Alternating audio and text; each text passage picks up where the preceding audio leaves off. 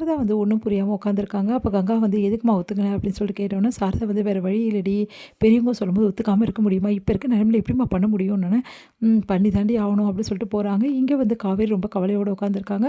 அதை பார்த்து விஜய் வந்து என்ன காவேரி அப்படின்னோடனே, இல்லைங்க இப்போ வேணாம் நான் நினைக்கிறேன், ஏங்க இப்படி பண்ணுறீங்க, நான் அதான் வேணாம்னு சொல்ல வந்தேன்ல அப்படின்னோடனே, இல்லை காவேரி தாத்தா பாட்டி ஏற்கனவே எல்லாரும் இருக்கிறதால ஒரே டென்ஷனாக இருக்காங்க. இப்போ அவங்க சொன்னதுக்கு நம்ம வேணாம்னு சொன்னால் பெரிய பிரச்சனை ஆகிடும் காவேரி, அதனால தான் நான் சொல்கிறேன். இப்போ இருக்க டைமில் ஏதோ ஒரு ஃபங்க்ஷன் இருந்தால் எல்லாருமே சந்தோஷமாக இருப்பாங்கல்ல, கொஞ்சம் புரிஞ்சுக்கொடி அப்படின்னோடனே, என்னமோ சொல்கிறீங்க எனக்கு ஒன்றும் புரியலைங்க அப்படின்னு சொல்லிட்டு யோசிக்கிறாங்க. இங்கே கங்கா ஒரே டென்ஷனாக இருக்காங்க. ஃபோன் பண்ணி குமரனுக்கு பார்க்குறாங்க. ஆனால் ஃபோனை எடுக்கல. குமரன் வந்து ஏன் ஃபோன் ஆஃப் பண்ணி வச்சுருக்காரு அப்படின்னு சொல்லிட்டு ஒரே குழப்பத்தை இருக்காங்க கங்கா.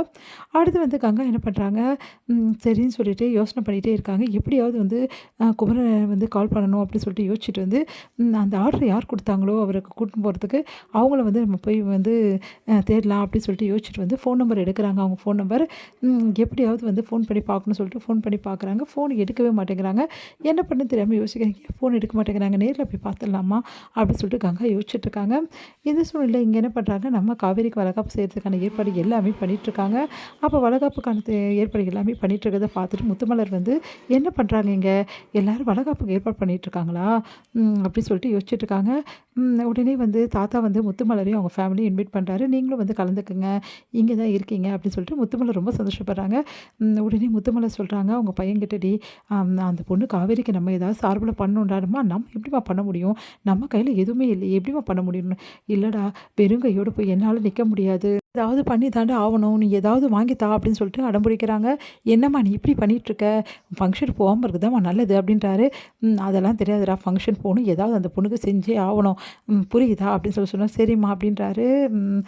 உடனே வந்து இங்கே என்ன பண்ணுறாங்க, சரி கிருஷ்ணா வந்து யோசிச்சுட்டு இருக்காரு, என்ன பண்ணுறது, அம்மா வேறு இப்படி சொல்லுது அப்படி சொல்லிட்டு கிருஷ்ணா வந்து ஏதாவது கிஃப்ட் வாங்கி கொடுத்துடலாம், வேறு வழி கிடையாது அப்படி சொல்லிட்டு யோசிக்கிறாரு.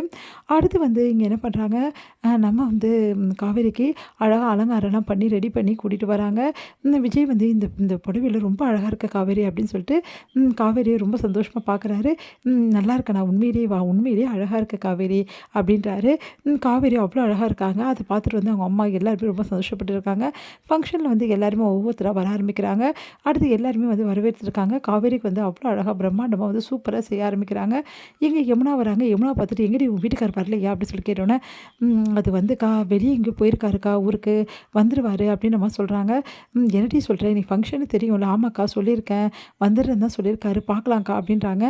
சரிக்கா மாமா என்ன ஆச்சுன்னு அவருக்கு நான் ஃபோன் பண்ணி பார்த்துட்டேன்டி, ஆனால் எடுக்கல.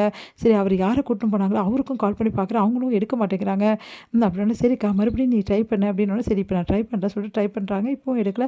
என்னடி எடுக்கவே மாட்டேங்கிறானோடனே, யாரோ ஒருத்தர் ஃபோன் எடுக்கிறாங்க, ஒரு நிமிஷம் இருடி அப்படின்னு சொல்லிட்டு கேட்குறாங்க.